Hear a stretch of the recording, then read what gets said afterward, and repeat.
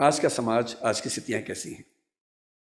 हमारे बच्चों की सबसे बड़ी उपलब्धि भी, सबसे बड़ी चिंता भी ये है कि वो इंटरनेट के दौर के पैदाइशी बच्चे हैं। हमारी जनरेशन वो है जिसने सारे चेंजेस को देखा। हम लोग दुनिया के सबसे रोचक जनरेशन के लोग हैं, जो मेरी जैसी उम्र के लोग हैं, 40-50। मैं 50 का हूँ, आप तो 40-30 के लग रहे हैं देखने में। तो मतलब जो 40-50-55 की उम्र के लोग हैं, इतनी इंटरेस्टिंग जनरेशन इस दुनिया के इतिहास में कोई नहीं है जितनी हमारी है। हम जब पैदा हुए तो टेलीविज़न आने वाला था। टेलीविज़न हमारे दौर में 1975 में पैदा हुआ भारत में।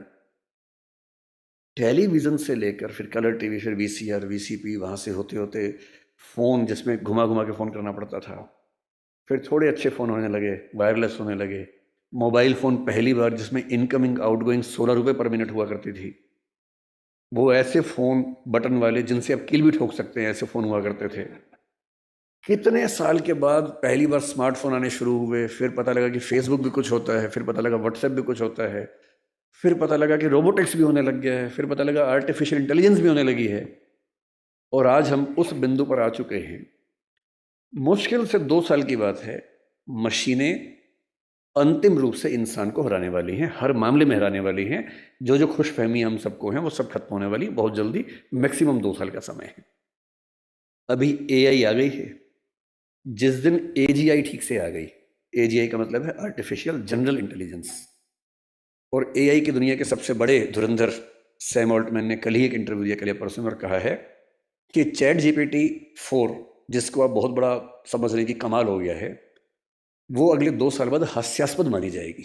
वो प्रिमिटिव किस्म की टेक्नोलॉजी है, इतनी हास्यास्पद मानी जाएगी कि इतना भद्दा काम भी क्या हमने किया था कभी। और आज हम चैट जीपीटी को देख के दंग रह जाते हैं। कुछ भी करना हो, फोटो बनानी हो, वीडियो बनाना हो, रिसर्च करनी हो, कुछ भी करना हो, आप चैट जीपीटी को ठीक से प्रॉम्प्ट दीजिए। मतलब मैंने कई बार ऐसा करके देखा। एक विषय पर रिसर्च करनी है, पहले मुझे दिन भर लगता था 24 घंटे रिसर्च करने में, अब 24 सेकंड लगते हैं, वो सब कुछ करके देता है। और आज से 2 साल बाद ये प्रिमिटिव होने वाला है, आदिम होने वाला है। उसके बाद तो पता नहीं क्या होगा। इस दौर में जो बच्चे पैदा हुए, जिनको जेन जी और पता नहीं क्या क्या आजकल हम बोलते हैं, जनरेशन जी है, जनरेशन वाई है, हर 5-7 साल में चेंज हो रही जनरेशन आजकल। ये किस दौर के बच्चे? ये पैदा होते हैं, जैसी माँ थोड़ी परेशान है, बाप परेशान है, खट से उसको मोबाइल फ़ोन दे दिया, ये टेलीविज़न पे लगा दिया कोई अच्छा सा टीवी चैनल जिसपे वो सब आ रहा है, राइम्स आ रही हैं, अच्छी अच्छी वीडियो के साथ आ रही है, कार्टून फिल्म आ रही है। और बच्चे को पता लग गया कि एक मेरा बाप है, एक मेरी माँ है, और एक इन दोनों से ज़्यादा इंटरेस्टिंग एक और है, ये बड़ा सा, इसमें हमेशा बढ़िया चीज़ें आती हैं। ये तो कभी कभी गुस्सा करते हैं, ये वाला ज़्यादा अच्छा है, तो टीवी पे ज़्यादा उसको मज़ा आने लगता है। अब रात को सो रहे वहाँ तो टीवी भी नहीं है, तो फिर फ़ोन दे दिया, फिर बच्चा फ़ोन में। कई बच्चे आजकल ऐसे हैं जो किताब जब पहली बार देखते हैं, किताब पे ऐसे ऐसे करते हैं, क्योंकि वो जिस दौर के बच्चे हैं उनको अखबार पे, किताब पे, इतना ही नहीं, दीवार पे ऐसे करने लग जाते हैं, टेबल पे ऐसे करते हैं कि बड़ी क्यों नहीं हो रही टेबल, क्योंकि वो क्या कर रहे हैं, उसी दौर के बच्चे हैं। ये तो मज़े की बात है कि अच्छा फ़ोन है, माँ की चिंता कम, बाप की चिंता कम हो गई, फ़ोन दिया, हम मस्त हो गए। लेकिन साथ में और क्या क्या आता है। इन बच्चों का खेलने का मन नहीं करता, क्योंकि इनके पास खेल से ज़्यादा रोचक चीज़ें हैं। मुझे अच्छे से याद है कि हमने पहली बार 5वीं 6ठी क्लास में जाके ऊट पटांग चीज़ें पढ़नी देखनी शुरू की थी स्कूल में। पहले क्या है, पेरेंट्स हैं घर में, पेरेंट्स के होते हुए हिम्मत नहीं हो सकती, ना दिमाग में कुछ आता था। स्कूल गए, हर स्कूल में क्या होता है, एक आध बच्चा होता है जो नेता होता है क्लास का, जो कहीं कहीं से ज्ञान लेके आता है और सारे बच्चों में डिस्ट्रीब्यूट करता है कि भैया तुम तो बच्चे हो, तुम्हें नहीं पता दुनिया कैसे चल रही है, ये है असली चीज़ें। तो मुझे याद आता है कि शायद 6ठी-7वीं क्लास में पहली बार हमारी क्लास से एक छटा हुआ बच्चा था, कुछ किताब विताब लाया था, कुछ फोटो वोटो थी उसमें ऊट पटांग सी, हम सब ने देखी, हम समझ भी नहीं पाए कि ये सब क्या है, पर ये हमें पता लगा कि इसको देखने से आदमी बड़ा माना जाता है, स्मार्ट माना जाता है। लेकिन तब भी क्या था कि एक रिसेस में एक कोने में जाके 2-3 लोग बैठ के देख रहे हैं, और जैसे टीचर दूसरी जगह से भागे वापस, और इतना ही एक्सपोजर हमारा हुआ करता था। 12वीं क्लास हो गई, कॉलेज में आ गए, उसके बाद भी वैसा एक्सपोजर नहीं था कि आप बिगड़ने के लिए हमेशा तैयार हैं, ऐसा नहीं है। दुनिया बहुत कंट्रोल्ड किस्म की थी, रेगुलेटेड किस्म की थी। अब इंटरनेट की दुनिया है, आप जितने भी स्मार्ट माता पिता हों, आपके बच्चे आपसे ज़्यादा स्मार्ट हैं। और अगर आपको लगता है कि आप इंटरनेट और मोबाइल और डिवाइसेस में उनका मुकाबला कर पाएंगे, तो आप बच्चे हैं, नहीं कर सकते, वो हमारे बस की बात नहीं है। संभव नहीं। आप टाइप करते हैं मैसेज, एक एक उंगली ऐसे करते हैं, ऐसे करके आपको जैन टाइप करना है, जे, फिर देखा ए कहाँ, AIN, और वो फोन पे ऐसे टाइप करते हैं सामने देखते हुए, और गलत नहीं होता है, एक एक की सही दबाते हैं। आप उनसे मुकाबला करने का सोचते हैं, आपको प्लेटफॉर्म पता भी नहीं होंगे, वो उन प्लेटफॉर्म पे जाते हैं। 5 साल का बच्चा जब स्कूल जाने लगता है, उसी समय उसको पता लग जाता है कि क्या चीज़ें दुनिया में है, जो पहले पता लगती थी 15 के आसपास की उम्र में, 13 के आसपास की उम्र में। फ़ोन आपने उसको दे रखा है ताकि हमें परेशान कम करे। फिर वो फ़ोन में पहली बार सर्च करता है कुछ, अभी उसको ये नहीं पता कि सर्च हिस्ट्री डिलीट कर सकते हैं, तो बाप पकड़ लेता है, पिटता है बच्चा। फिर उसका स्कूल का फ्रेंड बताता है कि नहीं, इनकॉग्निटो जाना है। अगली बार से बच्चा स्मार्ट हो गया है। 6 साल का बच्चा स्मार्ट है, इनकॉग्निटो में वो सब देख रहा है जो आप नहीं चाह रहे थे, और जो आप देख रहे थे लेकिन आप नहीं चाह रहे थे कि वो देखे। बच्चा है, छोटा बच्चा है, उसका एक्सपोजर का लेवल सोच के देखिए। ये हंसी मजाक में मैं कह रहा हूं, लेकिन बात की गंभीरता को देखना है। 6, 7, 8 साल के बच्चों का वो एक्सपोजर लेवल है जो पहले 14, 15, 16 की उम्र में होता था। मेडिकल साइंस इस बात को मान चुकी है। मैं जितनी बातें कोट कर रहा हूं, मैं हवा में कोट नहीं कर रहा हूं, मेडिकल साइंस की रिसर्चेस के बेस पे कोट कर रहा हूं। आपको आश्चर्य होगा, आज से 1 महीने पहले एक रिपोर्ट आई है, लगभग पूरी दुनिया में प्यूबर्टी की एज 1 साल कम हो गई है, जिसको टीनेज बोलते हैं कि 13 साल की उम्र में टीनेज आती है, बच्चियों को मासिक धर्म शुरू होता है। दुनिया भर में उसकी एज 1 साल कम हो गई है, और ये ऐसे नहीं हो गई है, ये एक्सपोजर से होती है। लड़के भी जल्दी मैच्योर हो रहे हैं। जो हरकतें 15, 16, 18 में ठीक लगती हैं, किसी बच्चे के मन में भाव आने चाहिए, 8, 9, 10 में वैसी बातें हो रही हैं। ये तो फिर भी छोटी बात है। इसके बाद जो होता है तो बच्चे ही, एक्सपोजर बहुत बड़ा मिल गया है। जब वो नेट पे जाते हैं, तो नेट पे जो पिशाच बैठे हुए हैं दुनिया भर में, जो साइबर ठग हैं, जो साइबर क्रिमिनल्स हैं, वो इसी ताक में है कि बच्चे मिल जाएं।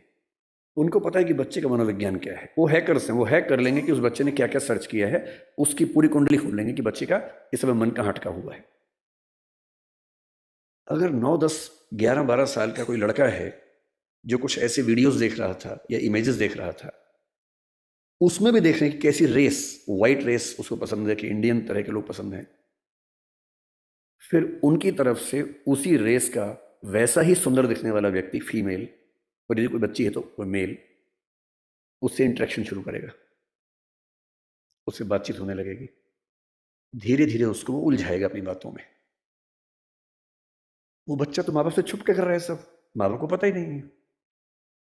और फिर वो उस बच्चे को प्रलोभन बहुत बड़े बड़े मिलेंगे। आपको ये सब नहीं पता है तो पता होना चाहिए, बहुत बड़े रैकेट चल रहे हैं इस समय दुनिया में। 11-12 साल का एक लड़का अपने कमरे में लैपटॉप पे वीडियो चैट कर रहा है, शायद एक ऑस्ट्रेलियन लड़की से जिसकी उम्र 21, 22, 25 साल है, और वो उससे मीठी मीठी बातें कर रही है। और फिर वो उससे कह रही है कि देखो, तुम इतने सुंदर हो, मैं तुम्हें देखना चाहती हूँ, तुम भी मुझे देखो। फिर वो अपने थोड़े से कपड़े उतारती है, उसको कहती है कि तुम भी ऐसा, वो तो प्रोफेशनल है, तुम भी ऐसा करो। और वो बच्चा जिसको कुछ नहीं पता कि ये दुनिया कैसी है, वो कुछ कर बैठता है, और ये पूरा वीडियो रिकॉर्ड हो रहा है। और जैसी ऐसी चीज होती है, उसके बाद खट से मैसेज आता है कि अगर 2 घंटे में इस अकाउंट में $500 जमा नहीं किए, तो ये वीडियो क्लिप तुम्हारे पापा, मम्मी, तुम्हारा इंस्टा अकाउंट मेरे पास है, इंस्टा अकाउंट में जितने तुम्हारे फ्रेंड्स हैं उन सबके पास चला जाएगा, सबके ईमेल आईडी मेरे पास है। इसको बोलते हैं सेक्सटॉर्शन। और ये इस समय टीनेजर्स की दुनिया की सबसे बड़ी क्राइसिस है। बड़ी बात नहीं है कि हम में से किसी का बच्चा झेल चुका हो, बड़ी बात तब होगी जब उसने आपको बताया हो। और अगर आपको नहीं बताया है, और आप इस खुशफहमी में कि ऐसा हमारे बच्चे को हो ही नहीं सकता, तो फिर कह रहा हूं कि हम इस बात से अनजान हैं कि हम किस स्थिति में हैं। अपने बच्चों से बात करना शुरू कर दीजिए।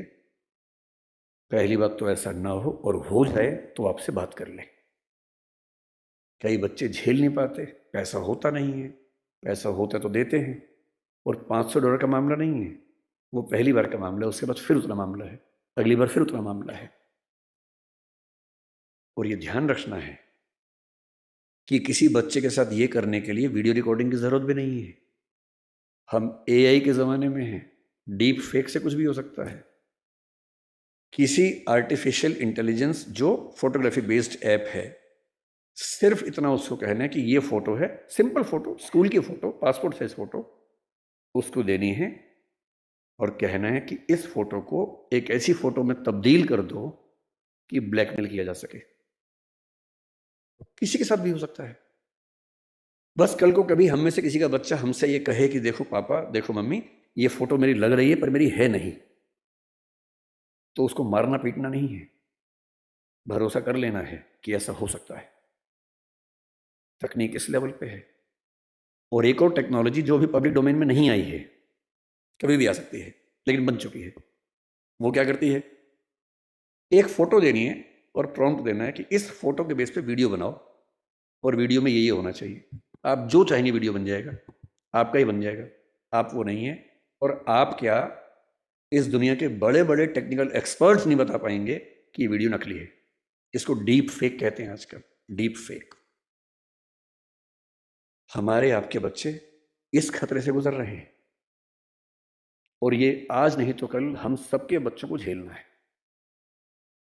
उन सबको समझाने की ज़रूरत है कि जब किसी से प्रेम भी करते हो, मान लीजिए आजकल बच्चों के प्रेम में क्या होता है, सबसे पहले पासवर्ड शेयर करते हैं कि तू मुझसे प्यार करती है, हाँ तो पासवर्ड दे, तो मुझसे प्यार करता है तो पासवर्ड दे, दोनों पासवर्ड देते हैं, फिर एक और आईडी बना लेते हैं अलग से, उसका पासवर्ड दे देते हैं, फिर उसके बाद भरोसा और कायम करना है। फिर रात को 2 बजे जब पेरेंट्स सो चुके हैं, फिर वीडियो कॉल करते हैं, भरोसा करती है, हाँ तो फिर कपड़े उतार, वीडियो कॉल पे, ये खेल शुरू हो जाता है। अपने बच्चों को समझाना है, दुनिया का कोई भी इंसान कितना भी भरोसेमंद हो, ऐसी गलती ना करे। लड़का हो तो वो भी ना करे, लड़की हो तो वो भी ना करे। और ये हमारी पीढ़ी निकल गई है, हमें नहीं पता कि ये भी खतरे होते हैं। हमारी पीढ़ी में एक सब खतरे थे ही नहीं, हमने कम से कम ये सब नहीं झेला। हमारी पीढ़ी में ये था कि गलती से आप कहीं हैं, नहा रहे हैं, किसी ने देख भी लिया, फोटो नहीं खींच सकता था, फोटो खींचने के लिए फोटोग्राफर बुलाना पड़ता था बाहर से, या तो हर आदमी फोन लेके घूम रहा है, और फोटो अगर खिंच गई, अगर आपको भी ऐसी मासूमियत आपके अंदर है कि मैंने फोटो खींच ली, मेरा फोन तो एयरप्लेन मोड पे है, मेरे फोन में ही है, बाहर तो गया ही नहीं, इसको बोलते हैं मासूमियत। अगर आपने फोन में फोटो खींच ली है और डिलीट कर दिया उसको, अगर आपको लगता है डिलीट हो गई, तो ये मासूमियत है। कोई सिंपल सा टेक्निकल एक्सपर्ट जो बहुत ज्यादा पढ़ा लिखा भी नहीं है, 2 मिनट में फोटो बाहर निकाल लेगा, कितनी भी डिलीट करते रहिए अपने फोन से। और एक बार इंटरनेट पर चली गई तो दुनिया की कोई ताकत उसको परपेचुअल मेमोरी से डिलीट नहीं कर सकती। वो दुनिया के इतिहास में जब तक दुनिया रहेगी, वो फोटो रहेगी, वो वीडियो रहेगा, कोई नहीं छिप पाएगा, कोई बच नहीं पाएगा। और जब बच्चे इस दौर से निकलते हैं, उनको एंग्जाइटी होती है, डिप्रेशन होता है, और उस समय उनको ज़रूरत होती है किसी ऐसे व्यक्ति की जो उनसे ठीक से बात करे, उनको समझे। अभी 2 महीने पहले एक वेब सीरीज आई है दहाड़ नाम की, अगर नहीं देखी है तो उसको देखिए, वो कई मामलों में अच्छी वेब सीरीज है। मैं उसका प्रचार करने के लिए नहीं आया हूँ, तो संयोग से मुझे अच्छी लगी तो बता दिया। जो मैं कहना चाह रहा हूँ उसमें क्या है, उसमें एक पुलिस का एसएचओ है, एसएचओ है या डीएसपी है शायद, एक अधिकारी है पुलिस का, उसी के जुरिसडिक्शन में एक स्कूल में उसका बेटा पढ़ता है, और स्कूल से कंप्लेंट आई, कुछ बच्चे एक मोबाइल फोन एक कमरे के अंदर देखते हुए पकड़े गए हैं। वो मोबाइल फोन वही है जिसको उसका बाप ढूंढ रहा है किसी क्राइम की इन्वेस्टिगेशन के लिए, वो नंबर ट्रेस कर रहे थे, वही नंबर है। तो बाप और पुलिस की पूरी टीम भागी है, और प्रिंसिपल ने कहा कि वो बच्चे इस कमरे के अंदर है। अंदर गया तो उसका अपना बच्चा ही है। वो बच्चा क्रिमिनल नहीं है, वो तो गलती से फोन उसके पास आ गया, वो वाला जो फोन क्रिमिनल का था उसके पास आ गया। और तब वो पुलिस वाला देखता है कि उसका बच्चा और 3-4 दोस्त वो सब वीडियोस देख रहे हैं जो 9-10 साल के बच्चे को नहीं देखने चाहिए थे। लेकिन उसके बाद सबसे इंटरेस्टिंग बात क्या है, घर जाके वो पुलिस ऑफिसर अपने बच्चे के साथ बैठता है, और कम से कम 2-3 मिनट का सीन है। किसी फिल्म या वेब सीरीज में 2-3 मिनट का मतलब बहुत बड़ी बात होती है। जब हम फिल्म लिखते हैं तो हमारा टारगेट होता है कि कोई भी सीन 1 मिनट से ऊपर का नहीं होना चाहिए किसी भी हाल में, वरना लोग बोर हो जाते हैं। मैक्सिमम 1 मिनट होता है। 2-2.5 मिनट तक एक थीम पर बात चल रही है, इसका मतलब डायरेक्टर चाह रहा है कि ये बात ठीक से पहुंचे। और बाप अपने बेटे को सिखा रहा है कि बेटा ये चीज़ें इस रूप में नहीं होनी चाहिए, इस रूप में होनी चाहिए, सही उम्र में होनी चाहिए। और तुम जो वीडियो देख रहे थे उसमें लड़की को ऑब्जेक्ट की तरह इस्तेमाल किया जा रहा था। लड़कियां ऑब्जेक्ट नहीं होती हैं, इंसान होती हैं। तुम्हारी माँ, तुम्हारी बहन भी लड़की है। ध्यान रखना, जिससे प्रेम करो, जिससे शादी करो, वैसा ही सलूक करना जो चाहते हो कि तुम्हारी बहन के साथ भी हो। ये होती है बाप की जिम्मेदारी, ये होती है माँ की जिम्मेदारी कि जब बच्चे उस रास्ते पर जाएं तो उनको थोड़ा समझाए कि क्या करने की जरूरत है। इस दौर में पहली बार ऐसा हो रहा है कि ड्रग्स इतने आसानी से उपलब्ध हैं जो किसी और दौर में उपलब्ध नहीं थे। कंपटीशन जितना कभी नहीं था उतना आज है, इसलिए कोटा में ऐसी घटनाएं रोज सुनने को आ रही हैं हमारे सामने। ग्लोबलाइजेशन ऐसा है कि कम से कम आपकी कम्युनिटी में, क्योंकि आपकी कम्युनिटी एक रिच कम्युनिटी है, जनरली आपके बच्चे देश से बाहर यात्रा करेंगे ही करेंगे, ग्लोबल बिजनेस बनाएंगे, कोई ऐसा बिजनेस बनाएंगे जो कई देशों में चलता हो, तो उनको आना जाना पड़ेगा ही पड़ेगा। एक ऐसी पीढ़ी जो ग्लोबल विलेज से कनेक्टेड है, इंटरनेट से कनेक्टेड है, एआई की दुनिया में है, उसके ऊपर जितने खतरे हैं उतने कभी नहीं थे। इसलिए पहली बात जो मैं कहना चाह रहा था वो ये है कि थोड़ा सा मुस्तैद हो जाने की जरूरत हम सबको है। बच्चों पे आरोप लगाना सबसे आसान काम है, तू है ही ऐसा, तू है ही वैसा। सही तरीका ये है कि हम समझे कि हमारी क्या जिम्मेदारी बनती है। मेरा तरीका ये है कि किसी विषय पर बात करने से पहले एकदम बेसिक बात से हम शुरू करें। जैसे मुझसे लोग कहते हैं कि भाई पेरेंट के तौर पे हमें क्या करना चाहिए, क्या नहीं करना चाहिए, तो मैं सबसे पहले बोलता हूँ कि मैं कोई खास पेरेंट नहीं हूँ, तो आप मुझे कोई 30 खाना समझें। मैं बहुत सामान्य किस्म का पेरेंट हूँ, तो उतना ही बताऊंगा जो मैंने अनुभव से सीखा है, फेलियर से सीखा है। जिस मामले में मैं अपने बच्चे को नहीं समझा पाया, अब समझ में आया कि हाँ ऐसे होता तो और अच्छा होता, तो मैं उस अनुभव की बात कर सकता हूँ। सबसे पहला सवाल अपने आप से यह पूछना है कि हम अपने बच्चों से चाहते क्या है, पर्पस क्या है हमारा। अगर पर्पस स्पष्ट है तो तरीके सारे मिल जाएंगे, अगर पर्पस स्पष्ट नहीं तो तरीके नहीं मिलेंगे। मैं अपने बच्चे को किस रूप में देखना चाहता हूं, अगर ये क्लैरिटी है तो सारे रास्ते क्लियर है। तो मैंने अपने आप से पूछा कि मैं अपने बच्चे की जिंदगी में क्या चाहता हूं। तो मैंने 4-5 एरोज निकाले कि क्या मैं ये चाहता हूं, ये चाहता हूं या ये चाहता हूं। एक चीज मैंने सोची कि मैं अपने बच्चे को सफल होते हुए देखना चाहता हूं, सक्सेसफुल। टाइम हो गया? ठीक है ठीक है, आप जितना कहेंगे 10 मिनट। ये छुप के बोले 10 मिनट, तो मैंने खुल के बोल दिया। तो मेरे सामने 3-4 चीजें हैं कि मैं चाहता हूं कि मेरा बच्चा सक्सेसफुल। सब चाहते हैं, आप भी चाहते ही होंगे। सक्सेस का मतलब है खूब पैसा हो, पावर हो, प्रसिद्धि हो, सामाजिक रसूख हो। फिर मैंने सोचा कि नहीं, मैं ये चाहता हूं कि मेरा बच्चा कायदे का इंसान बने, उसमें एम्पैथी हो, पेरेंट से, परिवार से, दोस्तों से, समाज से अच्छा संबंध हो, कमिटमेंट्स पूरी करता हो। फिर मुझे लगा ठीक है कमिटमेंट्स, लेकिन मैं चाहता हूं कि मेरा बच्चा इतना मजबूत हो, स्मार्ट हो कि किसी भी चैलेंज को झेल सकता हो, घबराए नहीं। फिर लगा नहीं, मैं ये चाहता हूं कि मेरा बच्चा फिजिकली, मेंटली, इमोशनली फिट रहे, स्वस्थ रहे। फिर मुझे लगा कि सब कुछ हो तो कितना अच्छा है, लेकिन तभी समझ में आया कि सब कुछ तो मेरे पास भी नहीं है, तो मैं कैसे उम्मीद करूं कि बच्चों में हो जाएगा। तब मैंने अंत में एक चीज लिखी कि एज ए पेरेंट मेरी सबसे पहली और आखिरी इच्छा ये होनी चाहिए कि मेरा बच्चा खुश रहे जीवन में। इससे बड़ी क्या इच्छा हो सकती है? आप कहेंगे कि हाँ सक्सेसफुल हो और खुश रहे, ठीक तो है, पर मैं ये कह रहा हूं कि कभी कभी ऐसा हो सकता है कि सक्सेसफुल होकर दुखी रहे, और जैसी सक्सेस आप चाह रहे थे वैसी ना मिलने के बाद भी खुश रहे। और अगर मुझे दोनों में से एक को चुनना हो कि सक्सेसफुल और दुखी या कम सक्सेसफुल लेकिन खुश, तो एज ए पेरेंट मेरा पहला भाव क्या होना चाहिए कि वो खुश रहे। क्योंकि मैंने तो ऐसे आईएएस आईपीएस अधिकारियों को देखा है जिन्होंने आत्महत्याएं कर ली हैं, उनसे बड़ा सफल कौन होगा? मैंने ऐसे बड़े बड़े टाइकून्स को देखा है बिजनेस की दुनिया के जो खुश नहीं है, जिनसे बात करो तो लगभग रोते रहते हैं रात दिन, लेकिन टाइकून्स हैं, बहुत अमीर लोग हैं। तो मैं ऐसा क्यों चाहूं कि मेरा बच्चा ऐसा हो? तो मैंने एक पिरामिड बनाया जो शायद आपके काम का भी हो। मैं एकदम क्लियर हूं, मैं अपने बच्चे से हमेशा ये बात करता हूं कि भैया मुझे सबसे पहले ये चाहिए कि तुम खुश रहो, बाकी सब सेकेंडरी है। उसके साथ हो जाए तो अच्छा है, नहीं तो मुझे तुम्हारी खुशी से मतलब है, बाकी सब बातें बात की।